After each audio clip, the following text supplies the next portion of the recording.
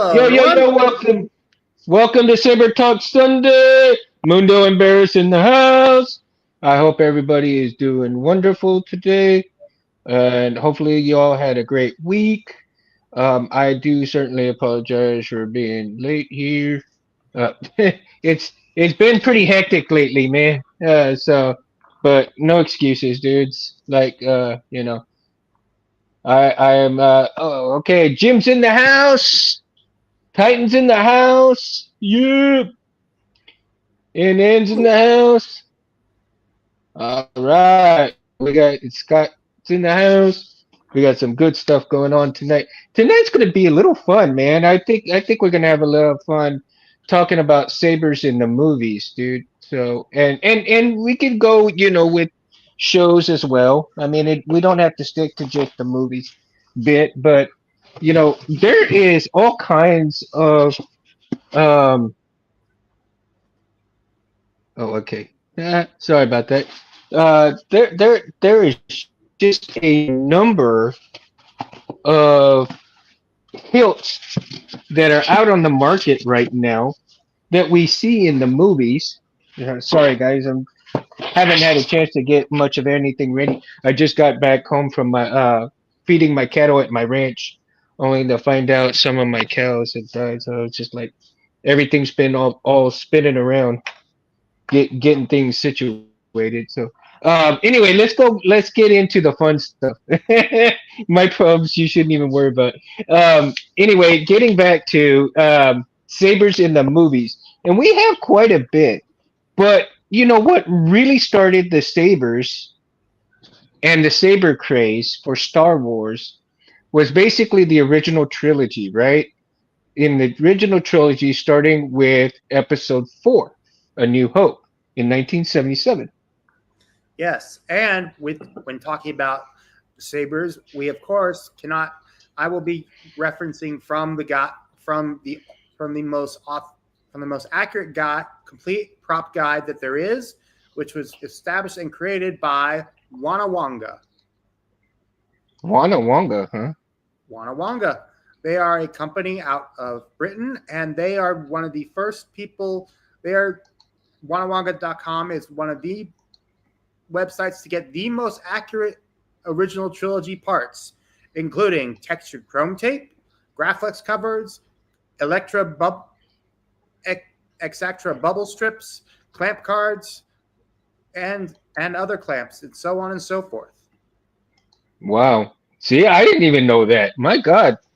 Yes, and of course, I'm glad I have you for a co-pilot, my friend, because damn, you know that. I mean, you know way more than I do on that stuff. Jeez. I just texted you the link. You can post it in the chat for people to follow along to. Yeah. Yeah. I'm doing this through my phone, so I can't really post it. So, Okay.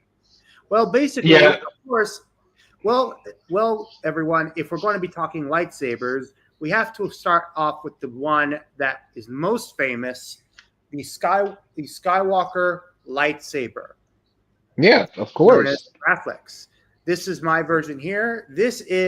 One from this is in a New Hope um, Master Replicas Force FX. Now, Master obviously, replicas. it's not as accurate as the ones that are made by KR Sabers, but considering this came out in 2007, this was considered to these Master Replicas was considered to be one of the most accurate lightsabers on the market at the At time. that time. Yeah. At the time. And in many cases can still hold up.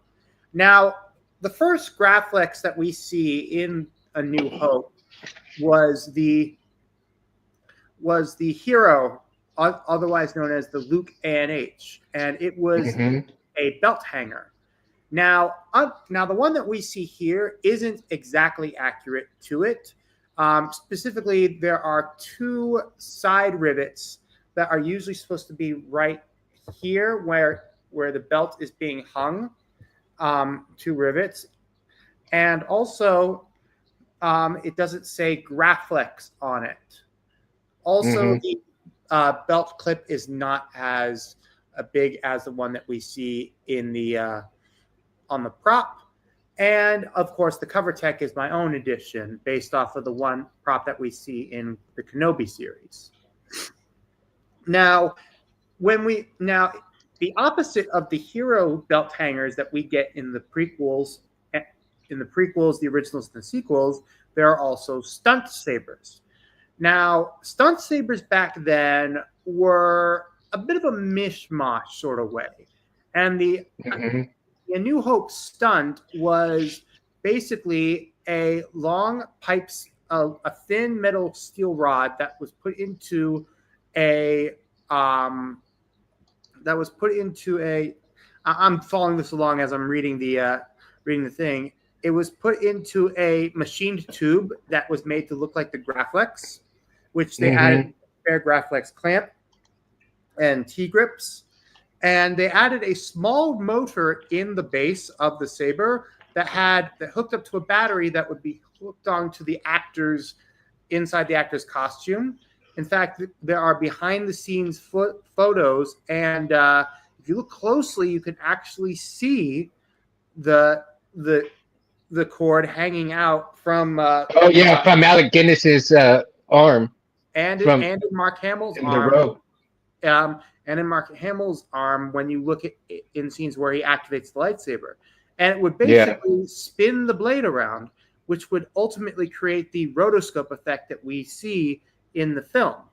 And and one of then, the things about lightsabers nowadays, especially with Profi, is that if you look closely, you can see that rotoscope, that little flickering as it just can.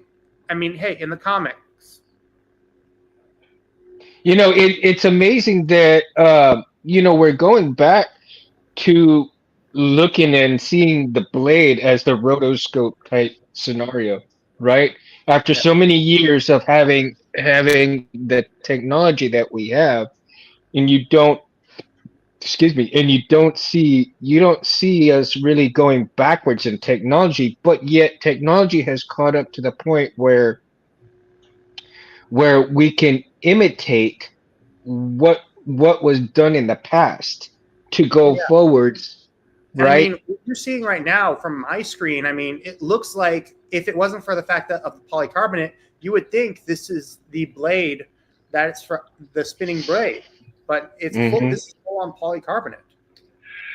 Can you imagine it? Can you imagine if inside and I'm probably killing myself right here because somebody's probably going to do it after I mention it, but can you imagine if somebody were to put like a rotating piece inside the polycarbonate tubing that Well, would there was someone. initiate that? There was actually someone who was able to fully recreate, The fully recreate rotoscope. a full-on lightsaber. There's this guy called Hmm. HeroTech. He actually he put a video out about this about a week ago. He basically Hmm. created a fully retractable lightsaber using fully made mechanical parts, and he installed it into a KR Graphics. I saw that. That was interesting. That was super interesting. It was very incredible, and certainly much more realistic than what Disney has Oh going. yeah, of course. And I can't believe that because the guy that Disney has, very smart gentleman, right? And he definitely is on top of his game when it comes. But how can this guy come and just kick the Well, one crap out of him with what he done? Well, one Because thing is like, for sure damn. is that, well, keep in mind that this is all done with open source technology, which I would Hmm. say that I think Disney is a little bit limited because they have to work within a certain frequency. And I don't think I would count on Disney being using open source technology unless they're going to forcefully, like, basically put it in front of Bob Iger and say, this is better than what anything else we have come up with in the past. Let us be more creative. Yeah, I think so too. I think Bob Iger should have an open basically like an open platform for individuals to go and show him what they've accomplished or done in terms of lightsabers, so that they can incorporate some of that stuff into the movies. And I Absolutely. guarantee you, I mean, it would absolutely blow the, you know, the shit out of anything else that's come out. And with people, yeah, absolutely. And the thing that with people that, you know, are engineers, and I mean, have a competition and see what they come up with.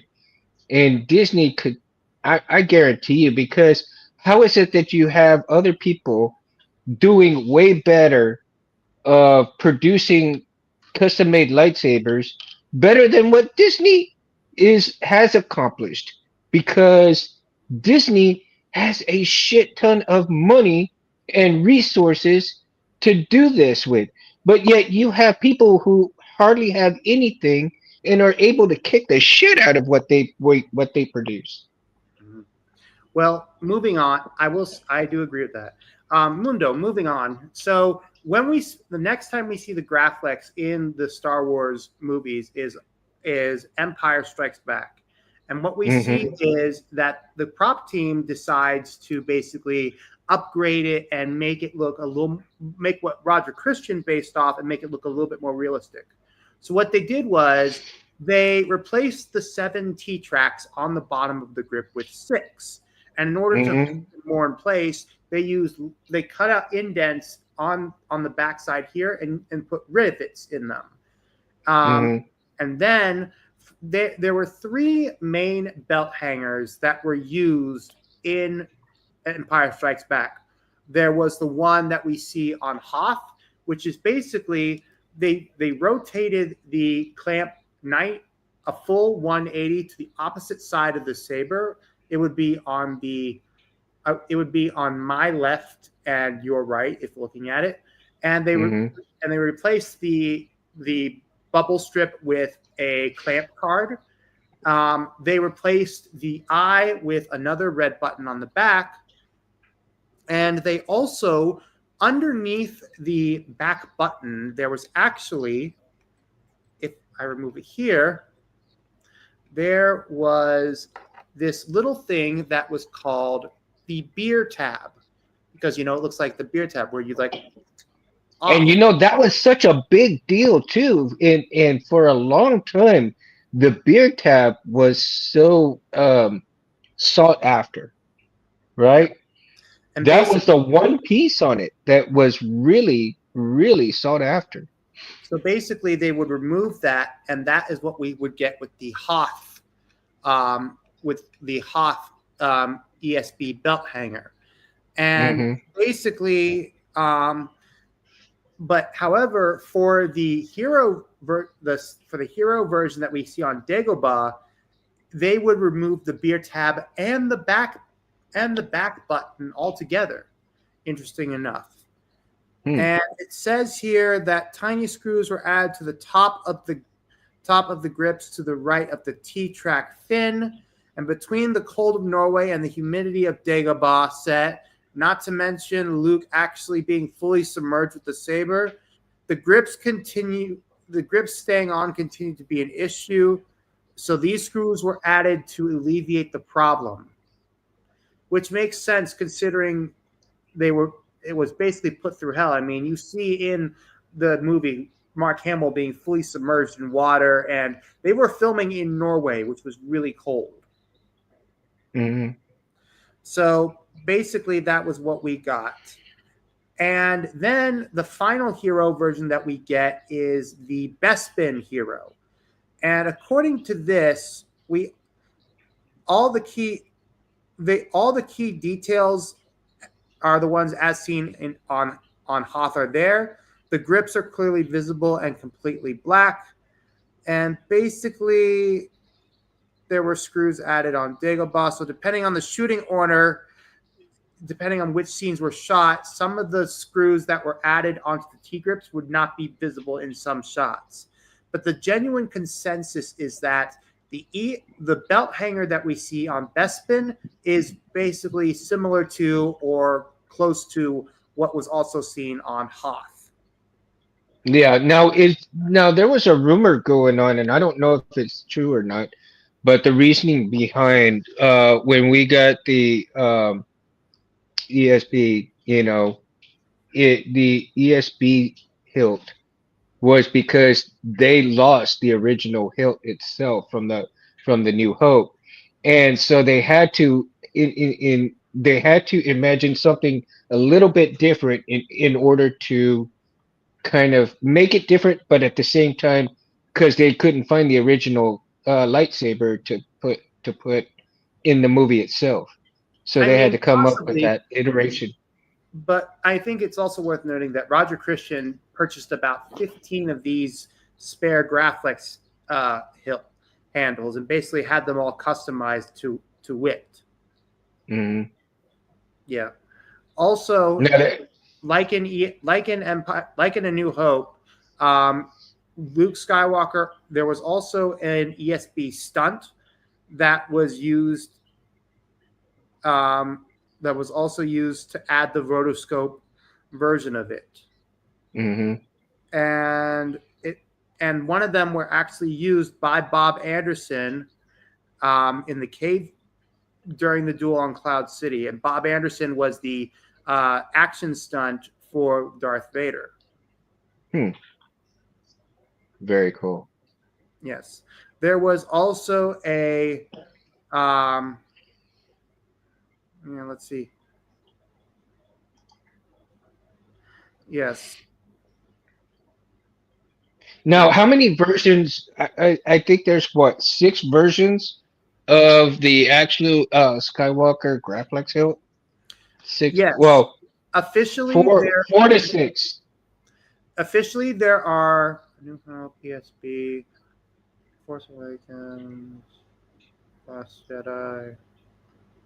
Um, Technically four or five, depending on your definition. But the first version we get Yeah. is A New Hope, then Empire Strikes Right. Back, then The Force Awakens, Last Jedi, and then The Rise of Skywalker. Yeah. And the Rise of Skywalker just basically was the last iteration of the hilt itself. The Rise of Skywalker version of the hilt was basically, let me scroll down to what it was, and here.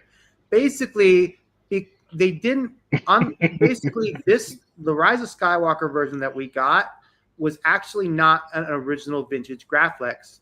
It was actually one that was purchased by Roman Props.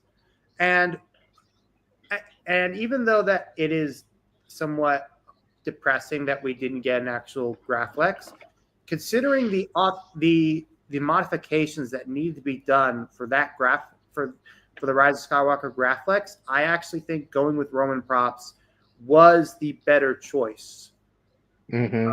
overall, and especially in that final iteration. Hmm. So let's see here. We got, so that was the first hilt within the movies that we actually see, right? In in almost every movie of the Skywalker saga is the Graflex style lightsaber. Yes, Now, within that was pretty much the only lightsaber that you could see within the original trilogy. You don't see anything else actually, ex- actually, except except for um oh gosh, who was that I had seen? actually, there are three lightsabers in A New Hope that we got to see. The Because you got, we have the Graflex, and we also have Darth Vader's oh, one's Kenobi. Kenobi's. And I don't have my Kenobi with me yet, but this is my Vader A New Hope 2003. Now, of course, it's not entirely accurate because I added the extra. I had the extra wires put in. Basically, this is Right. my look of what it would look like in Splinter of the Mind's Eye, the first sequel novel that was written by Alan Dean Forster. But Right. basically, This But the was first iterations, this the was first the iteration. I'm sorry. Go ahead. this is this was made like the Graphics. Roger Christian used multiple MPP micro flash cameras. And if we go to Wanawanga, if we scroll down to where it's at, basically it was developed according, it says here, Darth Vader's lightsaber was developed by following the logic of the graphics. If one camera flash had the perfect look, why wouldn't another? The British made MPP Mm-hmm. micro flash functioned just like the graphics did in real life. While the story of its genesis is unknown, one can assume that its black and chrome look would seem to fit the perfect fit for Vader on first sight. Now, in a, in A New Hope, there are two belt hangers. There are two hero hilts that Darth Vader would have. The one that is most popular and seen today is the one known as the silver bars, Mm-hmm. which is these, which is on the clamp, these silver bars on the side. Now, the Mm-hmm.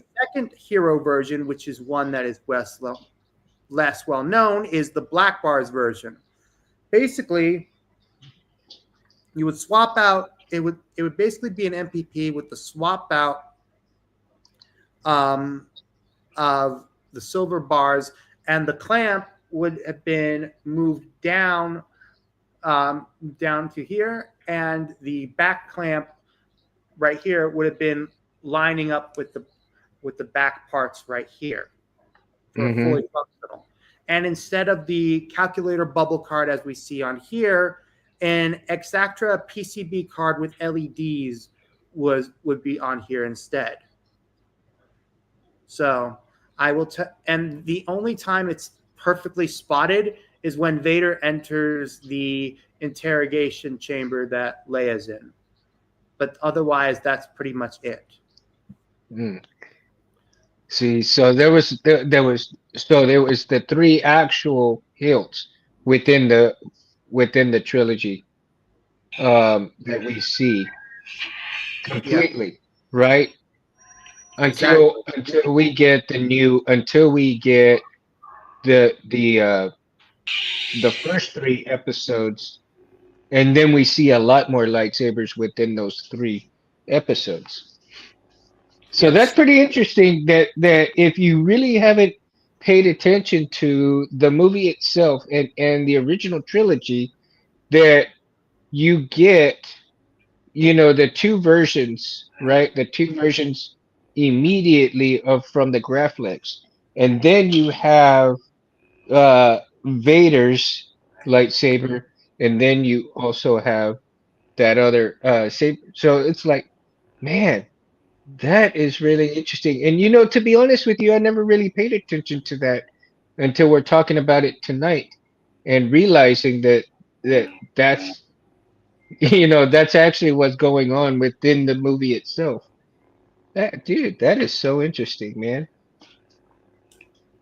And let's get into, okay. So we've done and so in the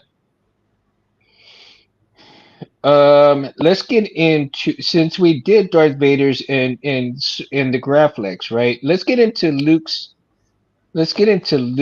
hilt. And Yes. Now, so now with Luke Skywalker's lightsaber, the one that we see in Return of the Jedi, there are actually a few different versions of them. And mhm, that's what's funny about it, is that there are exactly, hold on, there were basically a few versions of them. There were three versions: the V1, the V2, and the V3. Now, the V1, the one that we see here, this is the one mhm, that is most widely regarded in canon right now.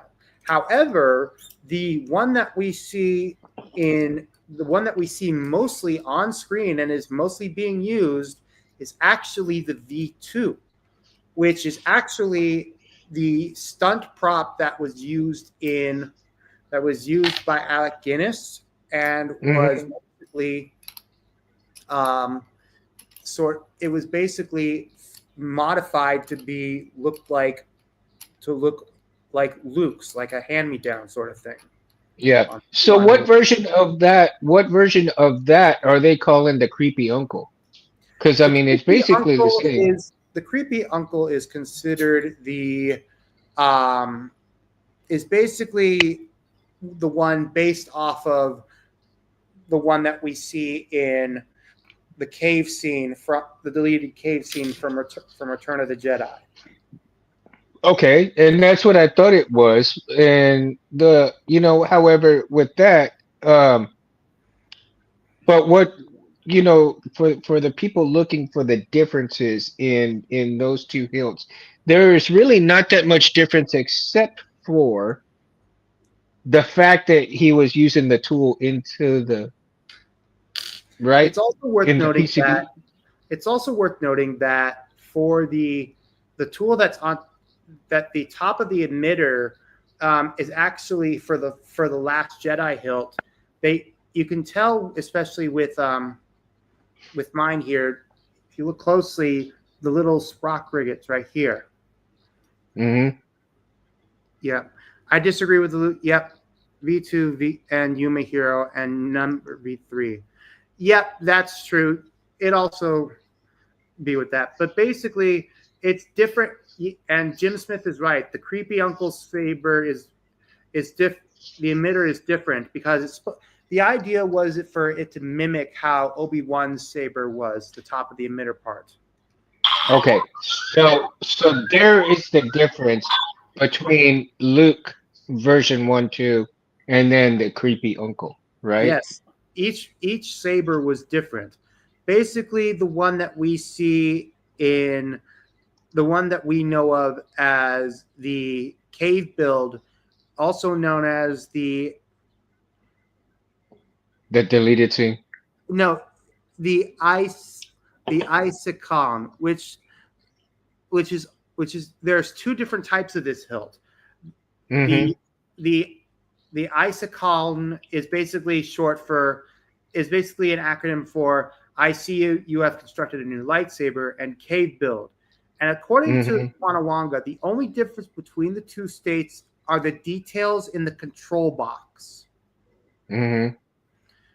Apparently, the box is the control box is scratch made and contains a blue and metallic PCB card and two buttons light up arrows that stand in for the clamp lever. Basically, the one that we see, the isocanal, is basically it doesn't show any boxes or anything like that. Mm-hmm. And the cave build is supposed to be is supposed to show the inner workings and the modified rail from it. But as you can see with mine, yeah. And the font that I have on this one is actually the cave scene font based on it. Oh, This is cool. by Juan Sith. As you can see with the rotoscope. It sounds good, man. And as you can see, Blinkies. Oh yeah. Blinkies are good. Yep. Man, that's loud. What kind of speaker do And you have in it? fun fact that most people do not know, originally Luke's lightsaber in Return of the Jedi was supposed to be blue. However, because the blue would blend in with the sky color when they were filming in the post production Yeah. in the human desert, they decided to make it green. So if anybody wants to know why green lightsabers exist, it's because blue lightsaber blades don't match with blue sky. Mostly. Say that 3 times fast. But Ronin Sabers created a font called Blue Harvest, Hmm. which was the code name to to keep anyone who was wanting to watch the filming from Star Wars away. Have you talked to Ronin Sabers before? I mean, I chat with him. I chat with him a bit. In fact, I talked with him today about his new Skaith. Sorry, I talked with him about his new Skaith sound font, which is based off of Mad Cow's Ashes font. Yeah, Metcalf's Ash font is pretty cool, man. Yeah, Have you Skaith is heard? basically a redone version, Mm, gotcha. but but what's nice is that the V1, the V2, and the V3 of Luke's lightsaber has Hmm. been basically um, it's been re they've been gaining a lot more popularity over the last few years. In fact, one of the ones that I have been seeing recently is Corbant's version of the V3, which is a beautiful hilt in and of itself too. Hmm. I mean, I like, and I have the X Tech version of the V2, which it's currently getting installed by our good friend Chris Norton. I just need to come up with the money for it. Geek shop. Yeah.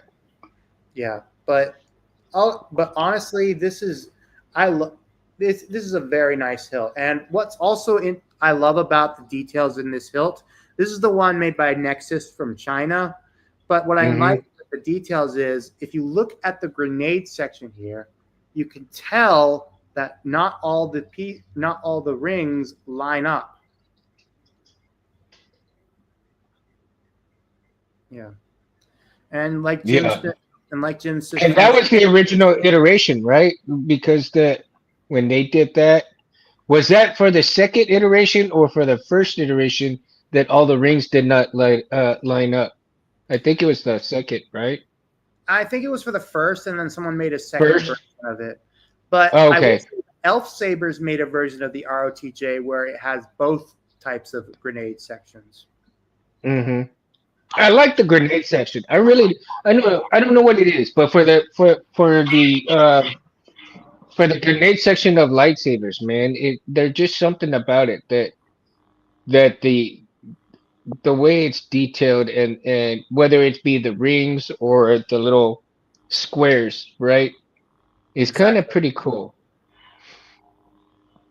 And okay, so Jim and you guys, I mean, what do you guys think about the grenade sections in these hills, man? Because I really like the grenade section type stuff. I really do. Yeah, And Jim. I'm also a big fan of the rings, like stuff with Yeah. the rings. So Jim says the hero has uneven rings and the V2 has even rings. All right, that is I Okay, that there in you mind. go. Thank you very much. But yeah, but one thing that we also need to, one thing that also that came from ESB and Return of the Jedi is that as Mo, production what's your went take? down, props started going missing. So basically, the prop department took an old Graflex, and because the ESB MPP was missing, they had to replace it with basically a retrofitted Graflex to make it look like Vader's hilt. And in Yeah. shot of of Return of the Jedi in the throne room scene, you can see the difference. You can spot the difference. And you would think that even though they make some of the hills like different variations of it, right? Like, of course, when you have the first three movies and you see Anakin having to go through three or four different lightsabers, right? Because he either kept losing them or he kept destroying them, Yeah, and so within the first three movies, you really get Anakin's lightsaber. I guess what, three versions, four versions, what maybe three. you mean? You're talking about the graphics and the and the MPP. Yeah. Well, before that, like the Annie, right? Oh, the Uh, Annie. Yeah, you got the Annie. well, we get two of them technically. We get the one that we see in Attack of the Clones, and then we get the one that we see in Episode 3. And then which is see, and it confuses me a lot because so many different versions of the things. Because then you also have the what was it? The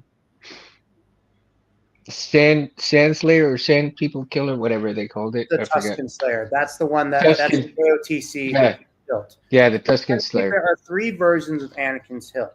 We have the Graflex, which was what we see in the original trilogy. We have the one that Right. Christian uses in Episode 2 that gets destroyed on Geonosis, and then we have Mm-hmm. the one from Episode 3, which would later be transferred into what we see as the Graflex. Mm-hmm. And I like that version actually though of the Tuscan Slayer. That version of the beginning of the graphic style, right? Yeah, Because you see the emitter, you see the emitter, and you see the part where the bubble strip goes. But then it's a very thin hilt because at that point in time he had both of his hands, so they fit. It was a much smaller hilt, and then after Anakin became Darth Vader, he had to have the graphics a much bigger hilt the so MPP. that he could, the MPP, so that he could have that grip to go along with the cybernetic hand, right? Well, since we're moving on to the prequels, we might as well break out some prequel sabers. Yeah, So, let's go ahead and do that. of course, when we all think of the prequels, we think Episode 1, we think Darth Maul. This is the closest. This is my version of the Darth Maul. This is the V1 that Nexus made. And what's interesting is Hmm. that when the prequels were being made, they had something called clan hilts. Basically, the term was used for lightsabers that were mass produced, that were usually made of resin or rubber, that were given to different Jedi or that were given to different Jedi to save on production. And Hmm.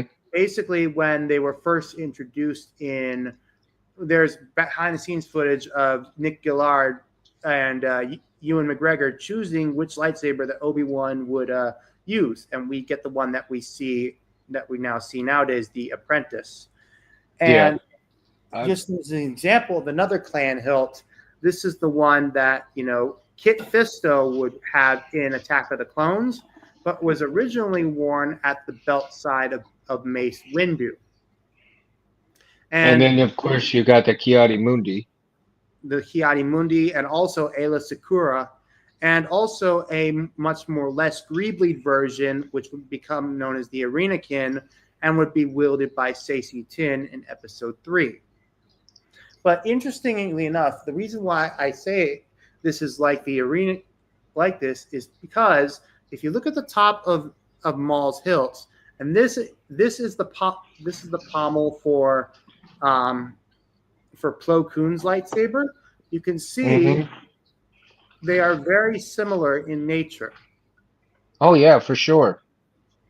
Well, because they had to be a little bit similar because weren't they? Um, Whenever you have the hilts like that, they had to put some kind of uh design It to was to honor save their master, right? and They had to honor their master, so also they designed their hilts around that. we'll also keep it. Well, we're not talking about in universe. We're talking about sabers. We're talking about how real life would make with these sabers. Hmm. But basically, all besides Darth Maul's, Qui Gon's, and Obi Wan's, all of the hilts that were made were basically as a way to save on production. And then when the Geonosis arena scene in episode 2 came out, you had to give a bunch of those extra props to different people that were there, not excluding the CGI Jedi. Yeah, because there was certainly a lot of that. And of course, one of the most famous prequel hilts that we got was in episode 2 when we saw Mace Windu, Samuel Jackson, use the get the type of hilt that we see today. Now this Hmm. one, basically, we all know this one as the BMF.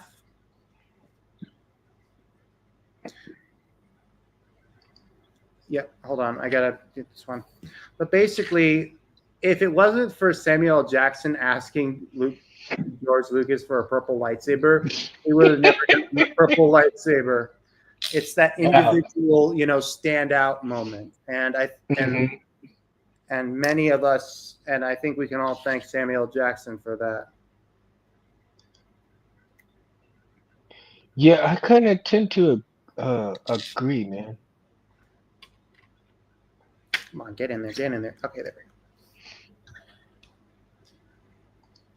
But yeah, but I will say though that of all the lightsabers, that I would say that Mace Windu's lightsaber is definitely one of the most beautiful lights, one of the most elegant looking lightsabers. Yeah. You Oh, know, hey, and Chris. Thanks for joining us, you, man.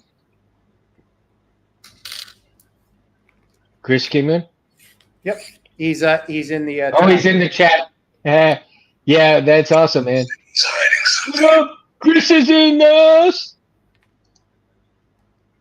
Let's see. And Mo's in the house. For anybody that knows Sabersmith is Mo. So Charlie, I hope you have a good workout, bro. I know he probably ain't not listening, or if he's listening right now, you know, he's probably working out right now.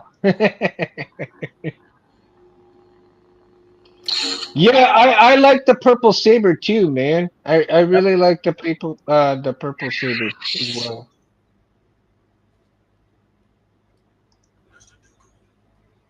That's another fact. The Star Killer is in the movies, as is in the movie or the video games and so forth. So you do have a lot of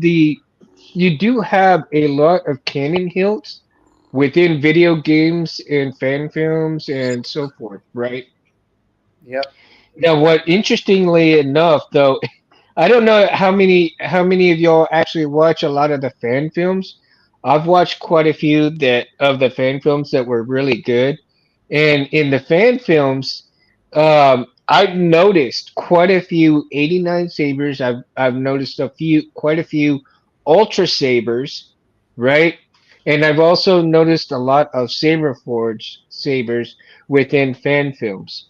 Um, as far as any other sabers that you see, well, then again, you have Theory sabers that Theory has done in some of these fan films as well. And Theory Yes. sabers that definitely worth a look and if you do have the money, I'm sure I I have not had one. I think eventually I'd like to acquire one, and so I do know that not Casey, I'm sorry, Kyberphonic, who travels with him, Theory, from and goes all over. He does the font packages for Theory's sabers and stuff like that. So Jesse's really good, and I'm sure Jesse's got quite a few of Theory's hilts and stuff to Yeah. go along with his some of his fonts and stuff. The most recent one was the most recent exclusive saber was Nick Gillard's Syndralig's lightsaber, which is based off the stunt. There's the electronic Hmm. version that is a simple RGB, but there's also a um, one that has the carbon fiber rods that they used in practice and in filming. And I've seen Mike Skywalker and Mika review it, and it's a beautiful hilt. Yeah, it looks really good, man. I I'm mean, very impressed. I already have a Syndralig, but so I'm not going to waste $500 on the carbon rod one. But if I definitely had more money, I definitely shill out for it. But right now, I need to save money for a bunch of installs that I have coming up Oh this man, holiday. I have a lot of installs I got to do myself. I have not been able to install anything with being so busy, man. And I'm fixing to get a Nobunaga from Joe's Nobunaga. Junkyard. Well, Yeah. and then we come to episode three, which, as we all know, we get the more like amazing versions of what we got with the more pristine versions of Obi-Wan Kenobi's and Anakin Skywalker's lightsaber. But what we also got was the first look of what Darth Sidious's lightsaber looks like. Now Yeah. this is the most I've been told to be the most accurate ever. This is the KR Emperor. Now it's not the most recent version. This is the 2020 version, the one that comes with the 1 inch blade, but it Hmm. is a beautiful, beautiful hilt. It does. I mean, it looks gorgeous. It's a fingerprint magnet, but it just wraps around. It's perfect. And it's just enough for two hands. Probably just one for mine because It's mostly a one I hand. got big hands, man. I But got yeah, big hands. but See, I'm looking like forward I've to got a Saber Forge Nova right here, and my hand wraps completely around the thing, right? Like I can literally put my thumb around my whole finger around this thing. yeah. But this is just one of the most beautiful lightsabers I have ever got the opportunity to get, and What is I'm the actually weight on that thing? it's a heavy boy. It's a very Is heavy it? girl. Yeah, it's got some heft to it. I like hilts that have weight to them. I really Yes, do. I agree.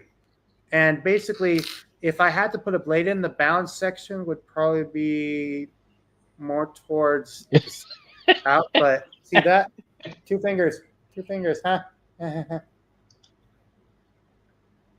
But yeah, Yeah, Chris, I do too, man. I got to get more boards myself, dude. I don't have enough boards right now to work on my stuff.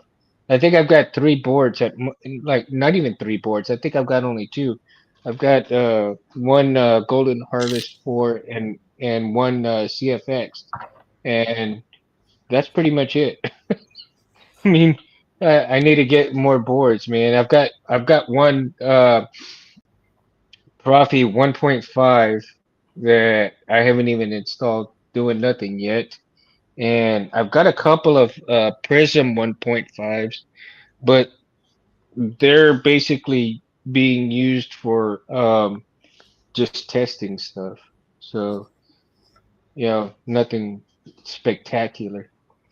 But the two boards that I have, I want to get them installed, and then let's yeah. see. Oh, I Um, one thing I did Mundo. I'm actually about to. I've got a an ES. I've got a the TXQ version of Obi-Wan's episode 4 hilt coming my way, and mhm. courtesy of Chris. Well, that I got from Chris. And let me tell you, that thing is very heavy. It is a very weighty saber, and I got to hold it when I was at Anime Verse. Um, Really but yeah, cool. and it's probably one of the most accurate ones out there. I mean, obviously, KR Sabers is accurate to a T, but this one Yeah, is I don't very know good. how Cal does it. I don't know how Cal does it, man, but he's got some good connections, man, to get the accuracy to a point. You know what I mean? And Yeah, he's over there in London, so he's close to where, where they have the production stuff. So I'm sure he probably befriended somebody that TXQ Obi-Wan episode 4 Mundo waited on the one for breath. Bears. yeah, Yeah. that's the one. Yeah, when it's empty, it's when it's empty, it's yeah. But basically, one of the cool things about the Emperor lightsaber is that George Lucas had a motto when it came to lightsabers to have it always be two handed. So this is like the Hmm. first one where it wasn't like that. So Now, I don't believe that any one lightsaber should be too heavy, but not too light either, because for whatever, if you're having a very light saber. I don't think the quality of what it should be is, right? Well, I mean, Um, the heaviest I would think, the heaviest lightsaber I would think would actually have to, when it comes to heavy use, would actually have to be Kylo Ren's lightsaber because crossguard, if we're thinking about it in the sense of a bastard sword, it's gonna be a heavy hilt.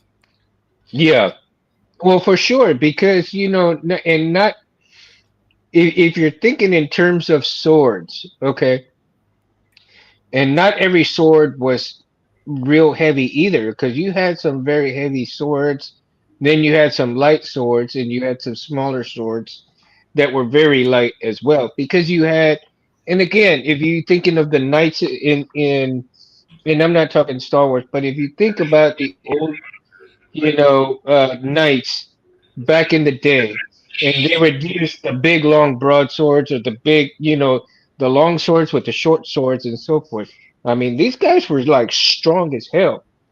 Yes. So, to swing, that steel like that over and over and over again, and then if you were to compare those knights to a Jedi or even a samurai, right? A samurai swinging those swords. I mean, you have to be extremely s- in shape almost to Yeah. really swing that stuff around. So, being a Jedi would be no exception. You'd have to be in reasonable shape, reasonable strength to Yeah, but wield those things. true. But as Jim said, the Graflex in and of itself isn't what I would call to be the best saber to wield because it's just cumbersome and you have to hold it a certain way. Like even holding it at the T grips is very like annoying. Um, but I mean, the best I've way to got no hold, problem with it. yeah, neither do I. But I think for actors who just aren't, you know, like Because have this their is my O3. This is my O3 right here. Of course, I'm working on it, right? But O3. my yeah, the Master Replicas O3 Vader. Wait, I can't see. Wait, okay. Here, let Wait, me. that's a 2003. That's an Yeah, it's A. an O3. Yeah, that's the one I have. Yeah, it's an O3. I just don't have like all of the T grips on it right now. I I I like think I that. lost a couple of the T grips. Huh? Yeah, you do know that you're probably going to have to. Yeah, those ones looks like those ones weren't glued on. You're going to have to like. Yeah, wow. Huh. Yeah, I gotta. Yeah, they're not glued on at all. At all. See, Yeah, they got the little pins right there that you could stick in there. yeah. You're going to have to if you can't recreate them, you'll have to just get new ones. Yeah, and I don't know where I can fight because I only need three. I've got three out of the six. So, um, but again, if you see, look at my hand. I mean, my hand pretty much my fingers touch, and that's a big round hilt. And this to me is comfortable, right? This is comfortable. I could swing it easy. I mean, no problem. Especially when I had it fully when I got it with everything.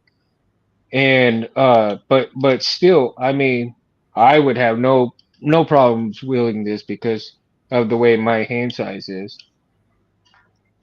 And so uh again, going into the movies part of it though, um let me see, where are we at? We did Luke's, we did We've done all of them. Palpatine's.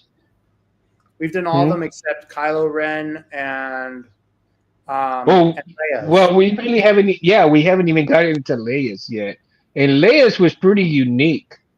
I will admit that that was a surprise when I saw it in the theater, and I thought it was I actually like the design. I What do thought you it think was about that design? I I like it. I thought it was a very unique design. I think that if the sequel trilogy, if the Rise of Skywalker got one thing right, it was Leia's lightsaber I think because so too. um, it definitely was basically a combination of Obi-Wan's and um, Obi-Wan's and Luke's with a bit more grip to it. This is the SE version by TXQ, and Hmm. it's pretty good for its version. Now, I really like KR's version of it, but from what I understand, uh, KR's version it's not very loud. It's very you have to kind of figure something out for to to Well, I get the plan on. sound out of it. Well, I plan to in the future upgrade my SE to the 89 Sabers version. Hmm. 89 Sabers, they make a pretty good version too. Ray, Do the they? Force will be with you always. Yeah. But look at that. I really like that. That's really nice. And I like the fact that you can see the rings light up like that. Yeah.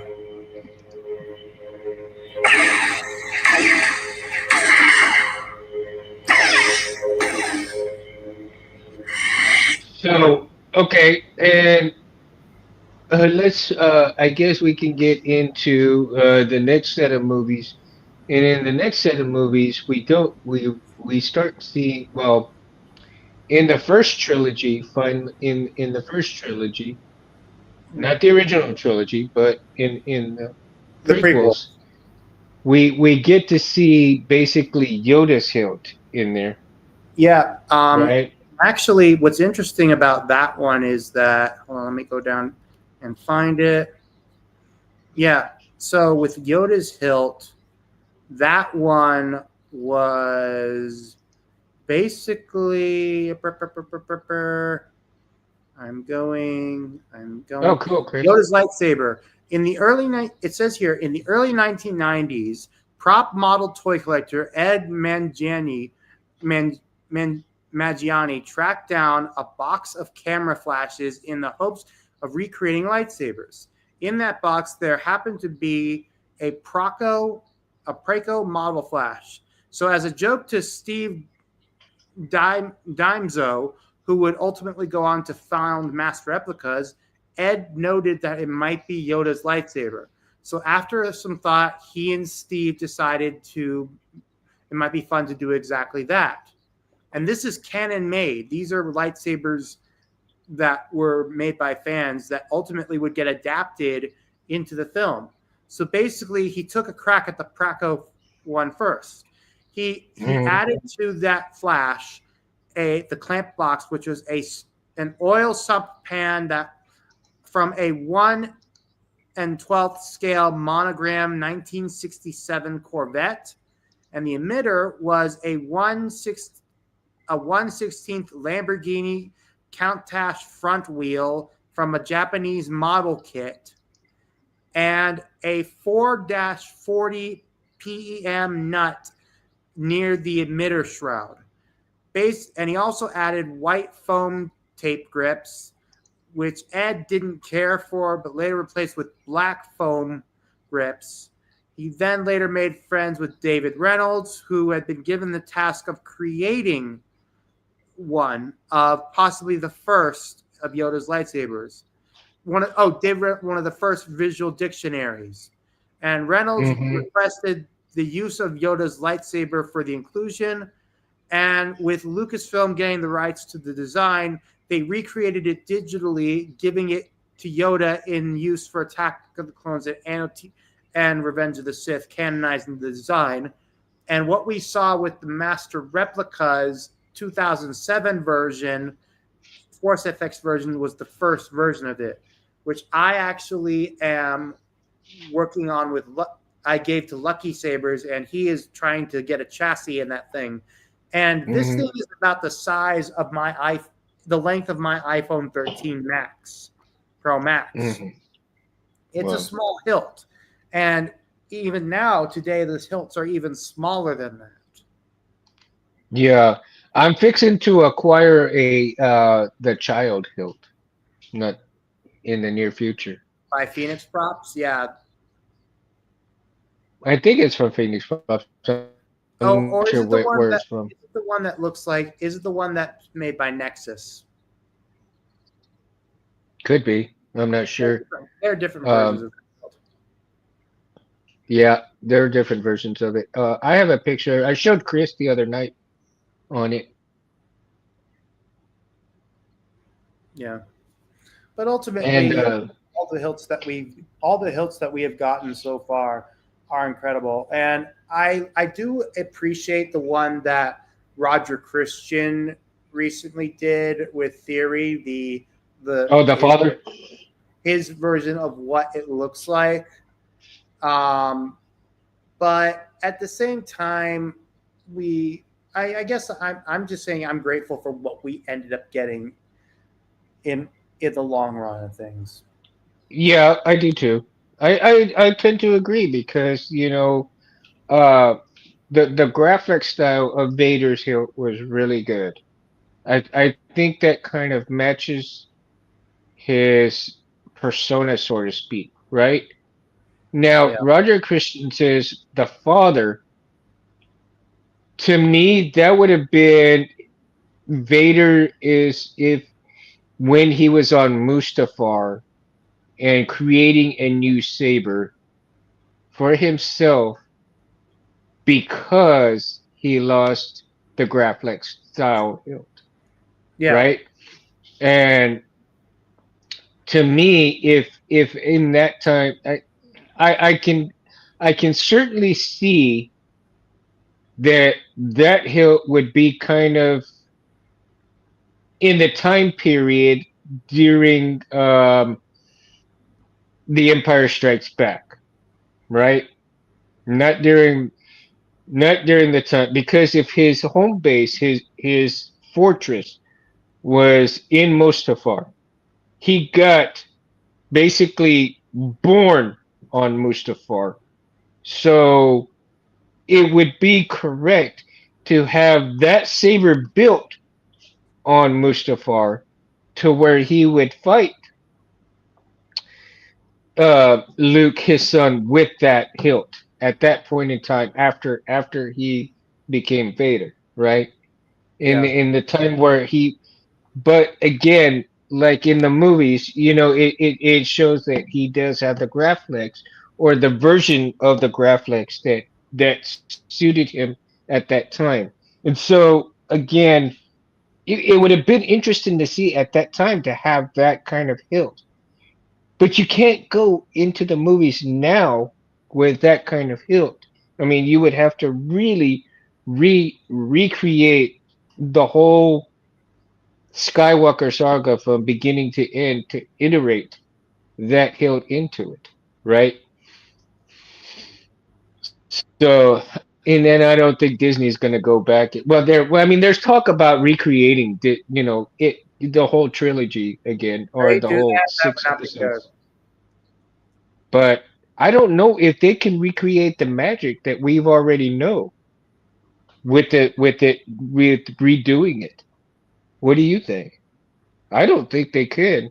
If they recreated it, I mean, I'd see it, but I'd just be like,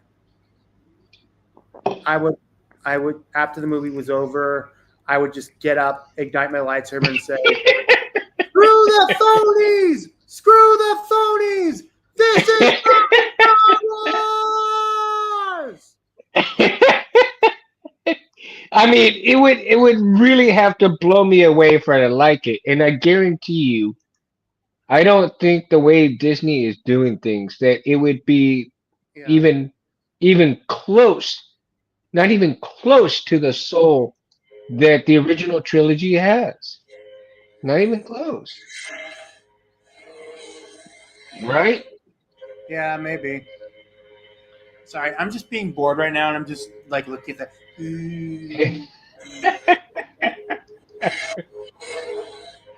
And so, I mean, I mean, you never know what.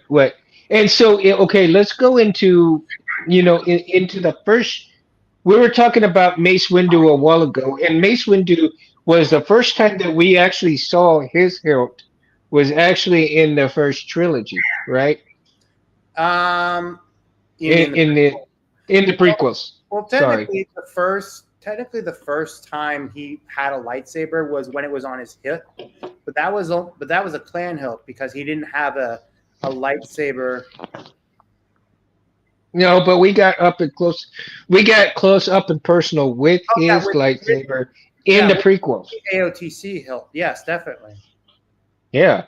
Yeah, and So that's what I'm saying. I would say that when I would say that when I would say that when we saw him ignite the lightsaber in the Geonosian arena, that was definitely one of the like biggest like moments. I would say. And so in the prequels as well, we end up getting the Kit Fisto and the Mundi and the what Plo Koon, else? Well, I mean, Plo Plo Koon, Koon. all We those got we people. got almost all the clan hilts, right? Yeah, In the prequels.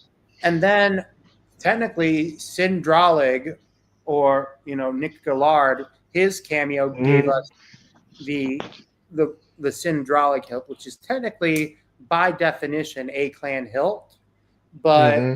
there are those who would argue it against it because of that's the morality sake. But I will say a hilt that does fall under the clan hilt category would have to be Keller and Beck's hilt from the Mandalorian flashback. And so in within the Mandalorian, we get the dark saber and we get Ahsoka's hilts as well. And we also and which the dark saber was based the dark saber, Ahsoka's hilts are all based off of animation. And Hmm. we also get in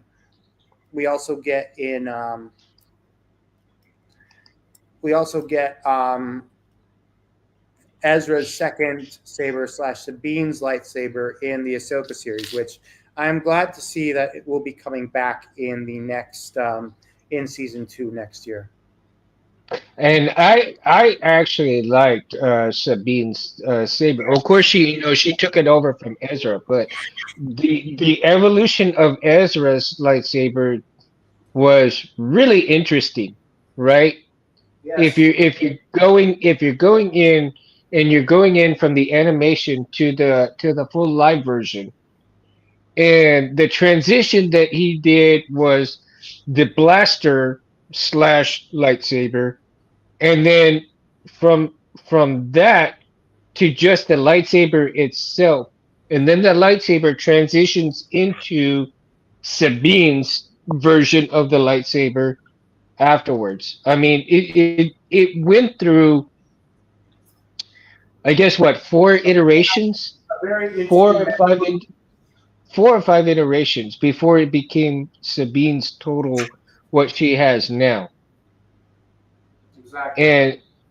And so in her and Ezra's lightsaber are considered canon, correct? Come again, sorry. Or are they not canon or they are canon? Which are not canon again? Ezra's and Sabine's. Yes, Well, they are the canon. version They are because the version. Uh-huh. they are canon because they are a part of the saga. What's not Mm-hmm. I will say that what's not considered canon are lightsaber designs that are made by fans or that appeared in Star Wars Visions, for example. Like for Yeah. example, the Ronin lightsaber that the Ronin Yeah. uses, that is not canon. The version that Well, has of course not. Yeah. yeah, This party's over. yeah. But like for example, your Toranaga hilt, that is not Yeah. canon. Star Well, of Killer, course not. that is not canon. Yeah. And as much as I don't want to, because Star Wars, because his hilt is awesome. Now, I've definitely got a couple of designs in mind that make, they're definitely not canon, but interestingly enough, I hate it because, you know, I am so stuck with designs in my brain and I can't get them out. It's unreal. But Well, eventually, one of these days, I'll find somebody. I know you want I'll Roy find Boy. somebody to work with and bring it out into the world. You know. Well, I know you want Roy Boy to be canon someday. Well, Roy Boy will never be canon, bro. I mean, no matter how much In it your wants to mind, be. in your heart. Yeah.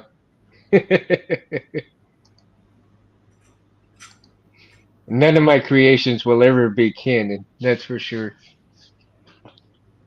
But that's okay. But I do need to find somebody that I can get these creations out into the world and do a small run with. But I guarantee you, if I get them out, you would definitely trip. I would love to see them. Right, Roy Boy as Kenny would be epic. Oh, Jim, dude, I would love that. And unfortunately, Roy Boy's out of commission right now.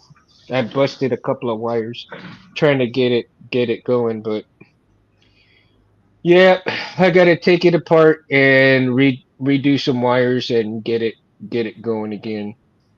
So, nah, I tell you. But I think what I'm gonna do is I need to get a new chassis for it from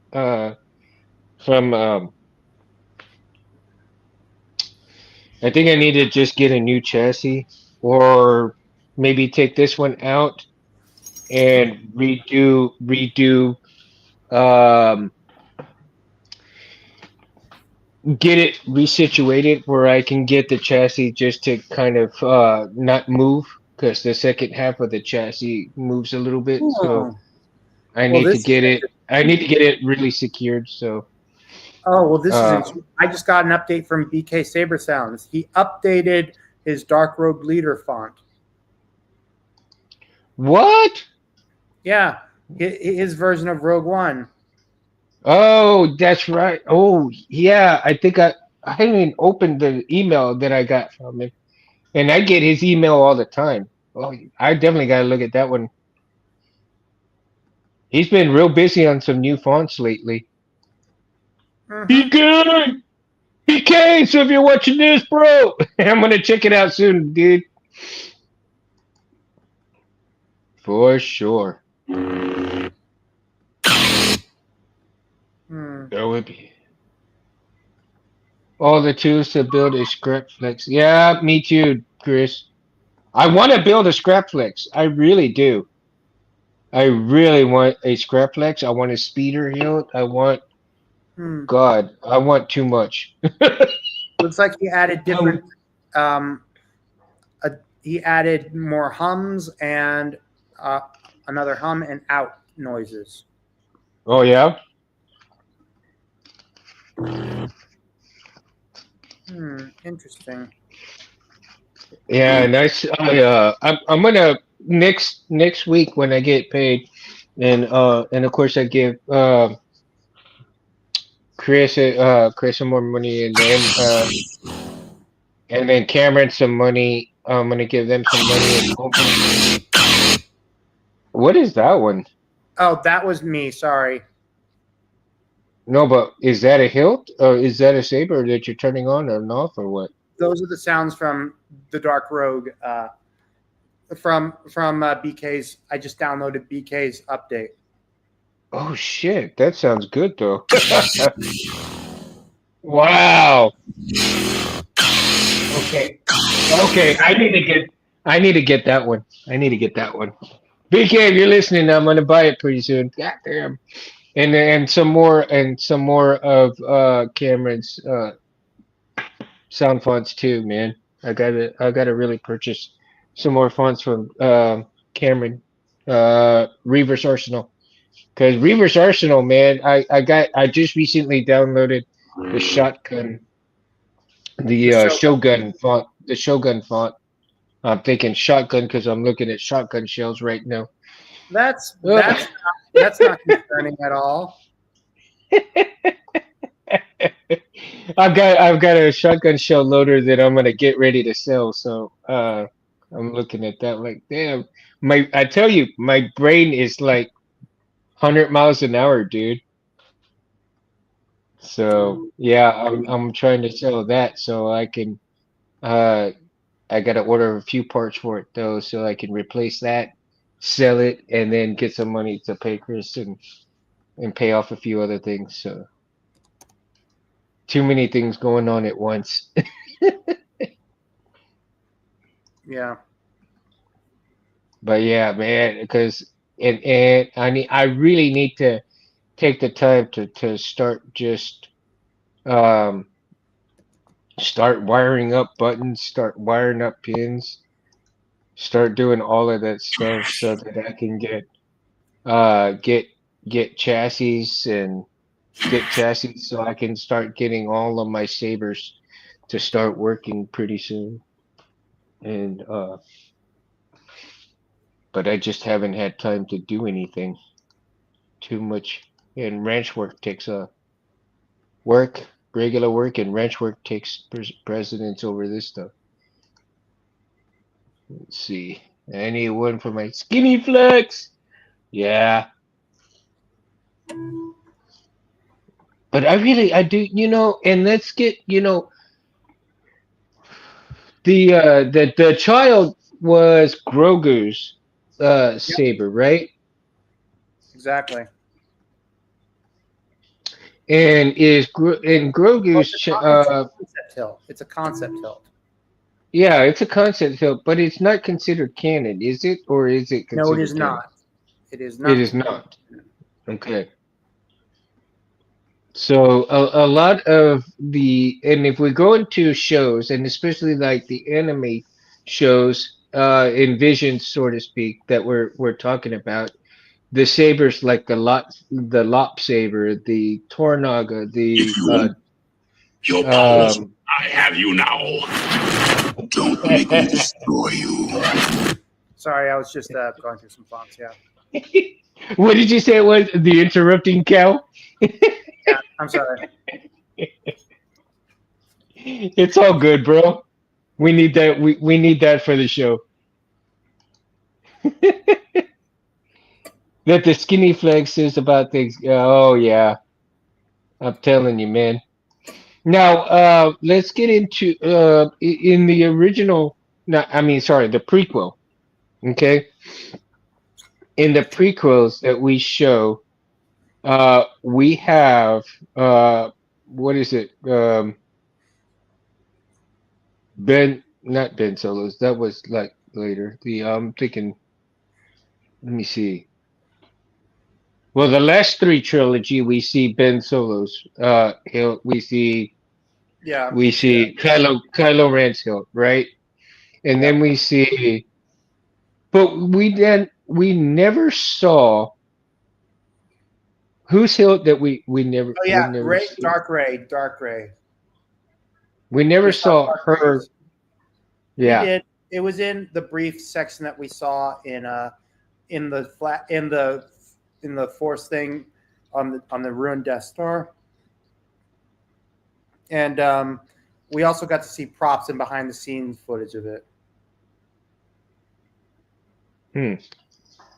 Okay. So we got Dark Rays in the last three trilogy. We got Kylo Ren's. We got Dark Ray Saber. We got Ray Saber. We have um who else?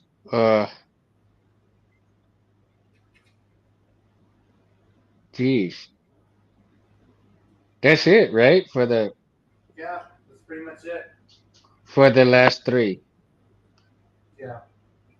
Honestly, we didn't get that much, and I'm looking and I'm hoping that whatever new movies do come out, we are able to get something of some new version of it, some new sabers.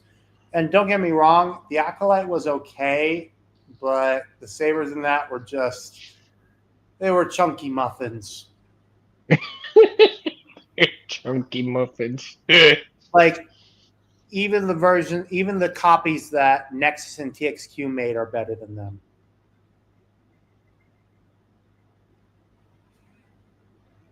Gosh, yeah. I'm still trying to comprehend on all of the movie hilts that you see, right? In all of the trilogies that we have, whether they be canon, not canon, is unbelievable because there are so many iterations of each hilt, right? Each hilt Yeah, that has a version of itself, and then throughout time you see significant, well, not too significant, but is significant enough for collectors to have, okay, well, this was changed on this, so it's a different version of it, but it's just slightly changed to make it different. And so you have all these iterations of the same hilt. hmm And it's a wonder because you have each little piece. It makes me laugh because you have like seven different pieces that are different on a hilt. So you got seven different hilts, but they're the same hilt with seven different little pieces to it. Like, really? It's funny. But you got to have each and every one if you're that serious of a collector, you know.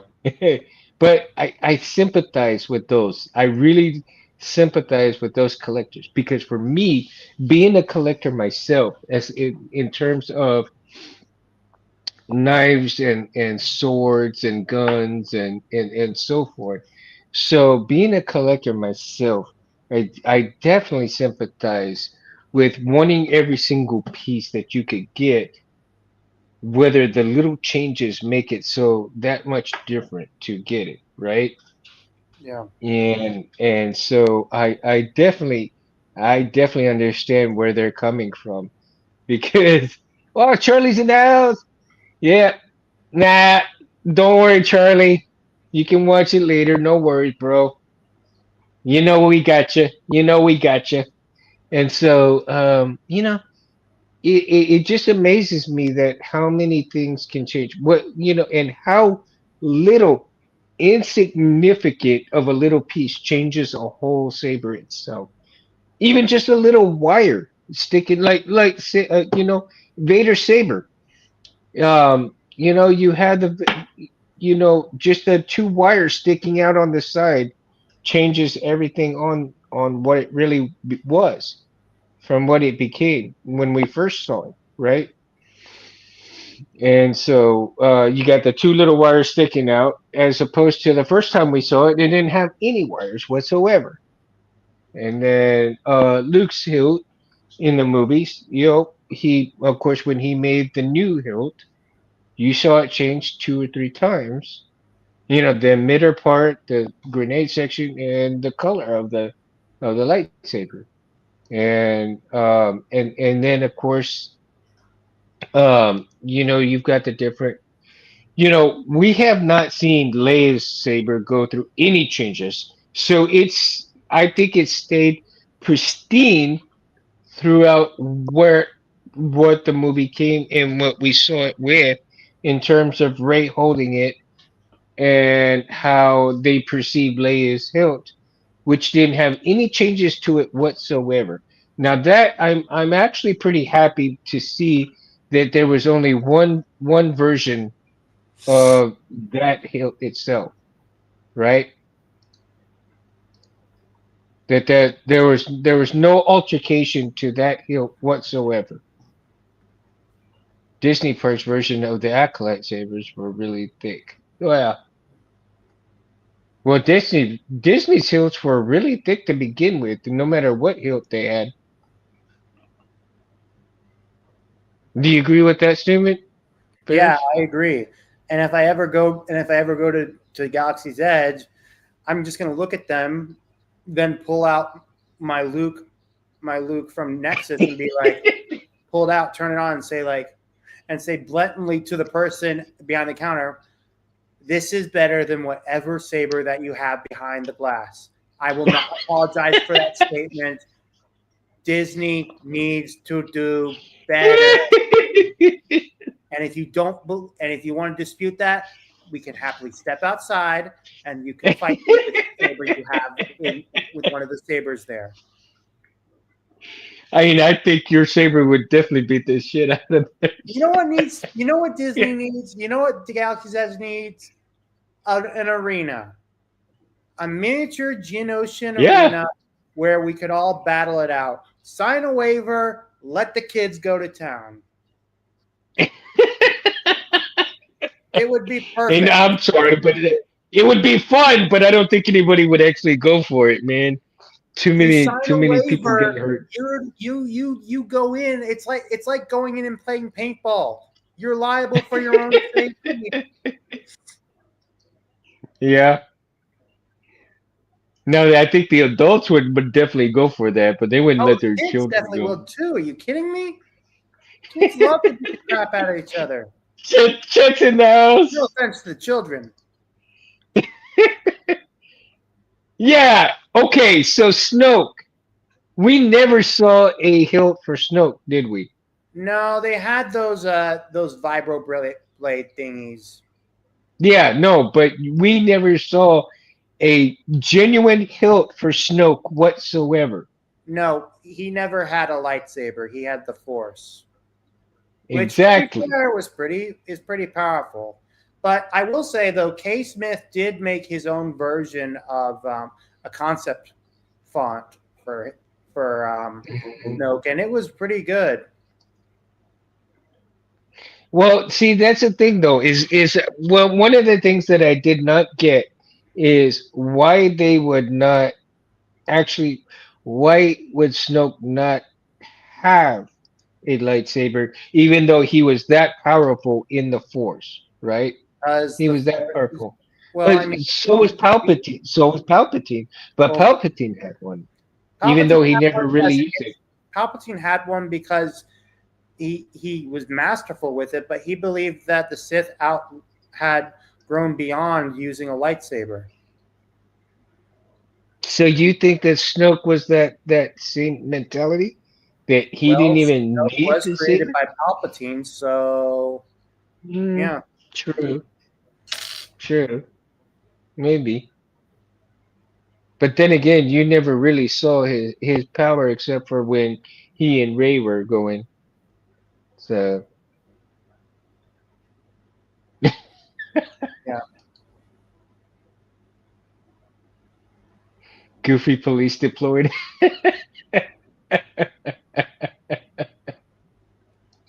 Oh my god. Yeah. Goofy. Okay, if Goofy came at me and be like, "Morris, you can't do that there," I would flip my color red and be like, "You want to bet, you ugly dog looking motherfucker?" Be like, and then he's just like, and then just runs away and be like, Oh my god. I could just picture him trying to hit you, but he can't even touch you, man. and then the stormtroopers on the balcony are just like swinging Oh their my lightsabers around and god. be like, and then I pointed at you and he's like, "You're next, Bucko."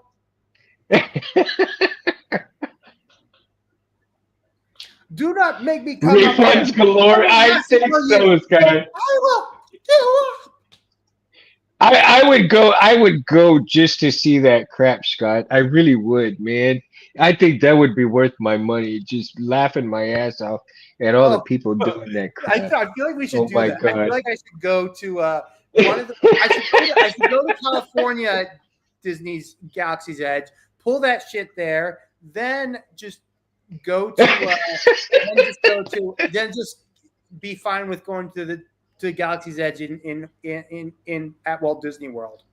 And they'd probably kick your ass out, but it'll be funny as hell though, just to know No, that but then they then got pull they me into got their ass beat like, with hey, so a few months ago, did you pull a rant slash massacre at just at our park in California and be like, did I do that?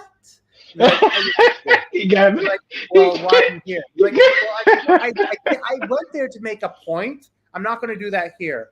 He's like, Oh my god. yeah, no, we don't trust you. It's like, all right, fine. You don't. Well, Oh my god. how's you Can guys you tell me? imagine? I was Can dissing you on imagine? first, not the park. Park's fine. Now you got me imagining Urkel with a lightsaber, dude. Well, Urkel did. Yes, there is Galaxy's Edge at Florida in Florida. Oh my god, that would be so hilarious. An Well, Urkel Urkel. Well, hilt. the actor who played And Urkel is a character in Star Wars in Skeleton Crew. oh my god. I could just imagine when you activate the blade on that hilt and you got Urkel. Did I do that? And the blade goes up real slowly. Oh my god. No, no, no, no, no, no, no, no. It would be the post off. It would be like, oh, da-da-da-da.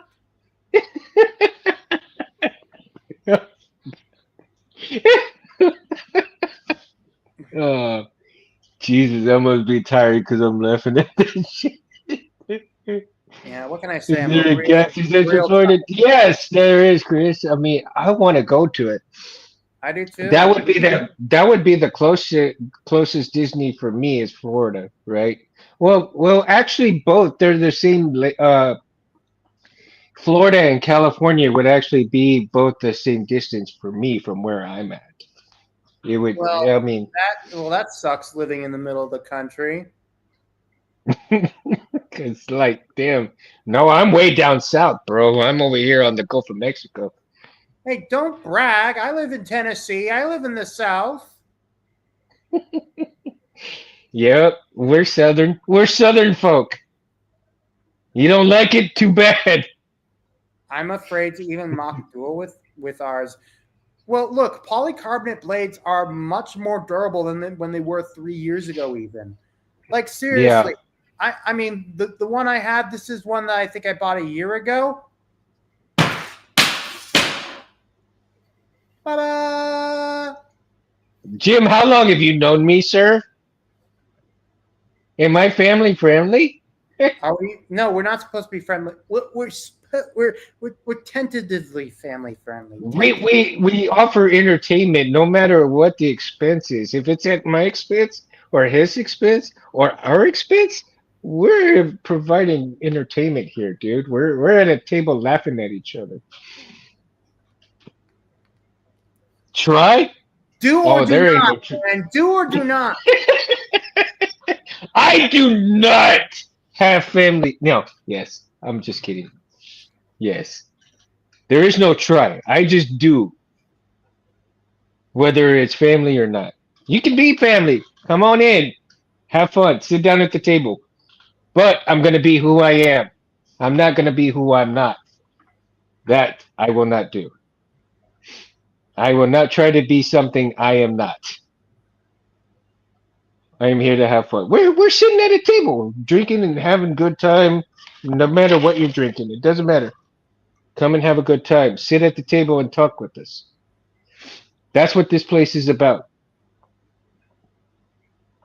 And that's all for the newbies. I know you guys already know. Everybody in the chat knows this. That's why I love all you guys, man. I love all you guys. You're here with us all the time.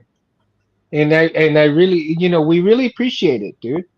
Really appreciate it. It's so much fun to come out here and just hang out and talk to everybody. And it doesn't have to be anything special. And you can't like I said, you can't edit life. So that's why I'm raw and unedited and have fun. I mean, you wouldn't edit yourself while you're sitting at somebody's house talking with them, would you? Of course not. You wouldn't edit that conversation whatsoever, and you can't. Oh, look, look, look. You can't go back. You say something, it's done. Can't take it back. But we're having fun, man. And so let's go back to Sabers in the movies, and if we go into, we know that Visions, all of their sabers have not had or are mostly non-canon, Well, they right? are. No, all of them are not canon. All of them. Yeah, all of them. They're just visions of what could be within universe, but they're not. They're within universe, but not canon. Yeah. Correct statement, right? And I like, as a matter of fact, I really like the Lop Saber. I like the Toranaga Saber The Ronin is very nice, and and the Ronin. also Yeah. one saber that isn't really talked about is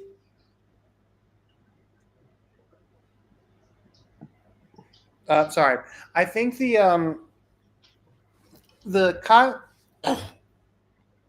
mm, sorry, I had something in my throat there. Um, one lightsaber that actually is available to get that is based off of the episode The Elder is actually you can buy it through Dark Wolf Sabers. It's a custom VHC hilt. Hmm. Only sold on darkwolfsabers.com. Wait, yeah, the saber whip is canon. Jim, the saber Yeah. whip is Well, canon. is it Vanessa because Rose saber. we saw it in the because of The acolyte. the acolyte. Honestly, I think the lightsaber whip is definitely a cool concept, and I actually spoke with Roger Christian about that. He didn't like the acolyte. No joke about that. He did think that the lightsaber whip concept was interesting, and I was able to get him to admit that there were some interesting facets that came from the acolyte. Hmm. So, well, unfortunately, the I do. lightsaber whip is canon. It was canon I back have. in when Legends was canon, and it's canon now because of Vanessa Rowe. It was canon when they brought the comics in. Look, you don't have to like it, but you can at least admire the creativity of it. Yeah, I agree with that statement. Well, I do No, like no, Darth Chimere's. Talon did not use Darth Talon did not use a saber whip. That was the only two people that I could think of from Legends that used the lightsaber whip were Githani from the Darth Bane trilogy and Lady Lumaya. And Githani's was a saber whip, and Lady Lumaya's was made out of Mandalorian iron, which was what Beskar was called back then. Hmm, that's interesting. That is definitely interesting.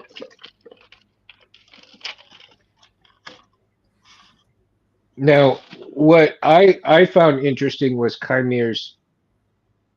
Oh yeah, the Shoto, that was definitely interesting. Yeah, well, his saber was really cool, but Chimere himself, um his character was really interesting in terms of him playing the two parts, right? Playing Yes. somebody that really did not know what was really going on in terms of being two-sided, and then he Well, turns out to be a Sith in training, basically, right? yeah. And according But a to an very powerful one. recent interview, there was something where if the acolyte was to continue, he would end up being like,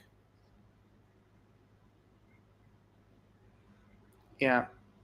Jim says, "How would it wrap around something without cutting?" Well, that's the thing. It's not supposed to wrap around. It wouldn't wrap around Hmm. anything. It would just cut. Hmm.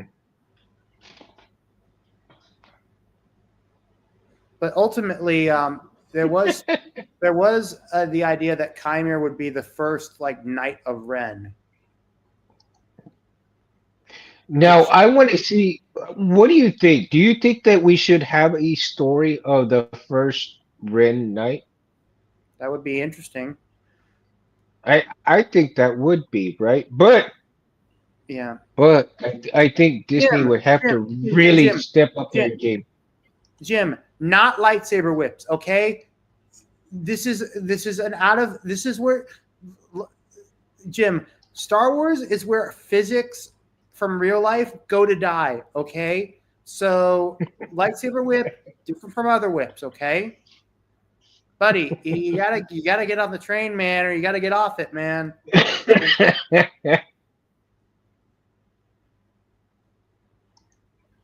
Well, I'm Honestly, I don't either, sorry. man. I mean, do you want to one day talk with Charles Soule about this? I mean, he wrote a lot of the acolyte. He wrote a lot of the High Republic novels and comics, so he probably knows this and would probably love to have a conversation with you about it.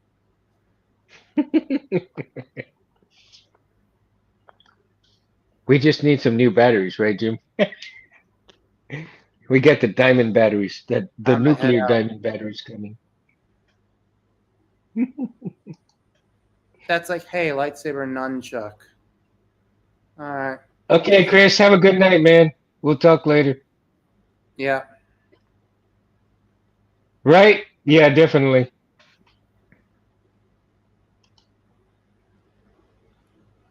Later, Chris. Have a good night, dude. Yep.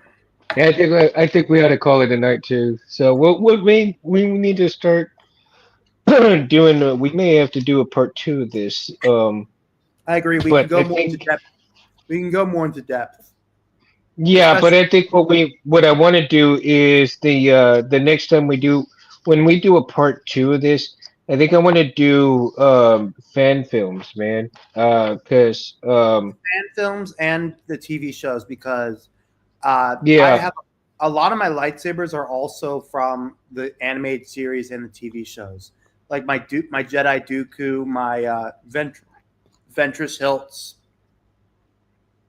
yeah, and that's we didn't even talk about Ventress either because you really Well, don't see she's Ventress canon, but she hilts. hasn't been given a live action role yet, which would be very nice. Yeah, and I know that would be another good one. I what they should have done. Um, I think if they can bring her out of the animation and into live action would be really good. I'd I would like to love that. see I would like to see a movie, a live action movie based where she gets trained by Dooku, right? I would like that. I fully agree. And I think that would be such a great movie where she gets where she meets Dooku and starts training with Dooku. And then we see what is it, the Night Sister, whatever they call it, the sisters The ship. Night Sisters, yeah. The- yeah. So the Night Sisters, right? So I want to see where the Knight's mother goes ahead and gets her to actually agree to go train with Dooku for the purpose of getting revenge on I guess Palpatine or whoever, whatever, You mean right? well, no, I think you're talking about Savage Press and that and all that. That's a different thing. And also Well, and also well, Savage Press was brought back or was created by the sisters, right? yeah. You So, you but have you at the watched Clone time, Wars? Have you watched Clone Wars recently? Because I feel like you're mixing something up with it. well, I am mixing a few things, but the thing is that I do know that I want to see both Asajj Ventress where she gets to train with Dooku, but at the same time, I want to see um, the uh, the sisters bring in uh, what is it? Oh gosh, um, Maul, yeah. Well, Maul's brother, right? Savage, yeah. Well, Yeah. a live action version of that episode from the Clone Wars. Okay. I want to see, because I'm trying to picture it in my head as I'm thinking about it. But again, my brain is going 100 miles an hour with both of these shows. But I'm trying to picture a full version movie, live version movie of these two situations that we see in the animated series, but in a live version, right? And if Disney provides the right environment and the right people, we could we could get a very good movie out of those, Yeah. right? Maybe even a couple of trilogies out of those two situations, and connect those with the animated series. I think that would be really awesome to see that kind of, because we really haven't got to see a lot of the um uh of the characters in a live version with their sabers in that respect, right? Yeah. So again, I think it would be really interesting to see those concepts come to a live version. And and of course Disney really needs to step up their shit to try to get some new content or new movies and bring back the trust of the fans. And I think if they can pull something off, hey T, what's up, man? If they can pull something off like that with these, then I think maybe we might be heading in the right direction for better movies in the future, like they're wanting to do. They're Yeah. finally starting to listen to the fans. So let's give the fans something to really look forward to. And if we can get those into the real world, I think that we might be heading into a good direction of getting back to endowed and not created. Oh yeah, Savage, yeah. So I think if we can get those movies into the live action, that Disney may be heading in back into the right direction of listening to the fans of what they want and connecting things that actually belong where they should be, and not go on off on a stupid tangent and do what they want to do because they're not listening to the fans.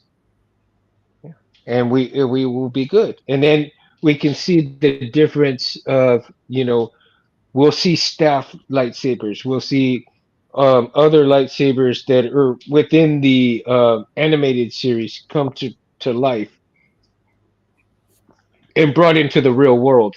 You know, so because like we got to see Ahsoka's come out, we got to see different ones come out, but I want to see the real world movies bring different hilts out into the world so that we can see those like that on screen, right? You see them in the animated movies, but they haven't brought them into the real world movies. And I want to see what what they can achieve in bringing animated out into the real world. Hmm. That's what I want to see. And it is the spice of life. Yeah. I think it. I think it. We should start. We should call it here, man. Yep, I'm getting tired too. So, Yeah. again, everybody, thank you so much for coming and hanging out with us tonight. Make sure you like and subscribe to Anthony Space Window at Civilized Sabers, home of the brightest blades in the planet. And of course, you can always check out, if you're interested in comic books, check out Albatross Junction from Anthony as well. And of course, yours truly, Mundo's in there. Also, like and subscribe to Chris at Geek Shop and Instagram, Facebook, Barris, Instagram, Facebook. You know, thank you guys again so much for hanging out. And for other people that are new watching this channel, thank you so much. And I hope you come and keep on hanging out with us. Come into the chat. I invite you to come into the chat, hang out with us. If you do want to come and onto the show, give us a shout out. Get a hold of any one of us, and they'll let me, Mundo, know. And I can figure out a way how to send you a link, whether through Facebook, Instagram. I can send you a link if you want to come onto the show and talk sabers with us. It doesn't matter whether you are are a newbie, whether you're intermediate or you're pro at this stuff. And with that, guys, I bid you guys good night and see y'all next Sunday, hopefully. Have a good Mundo night, light. everyone. Have a great week. Have a great week. Peace.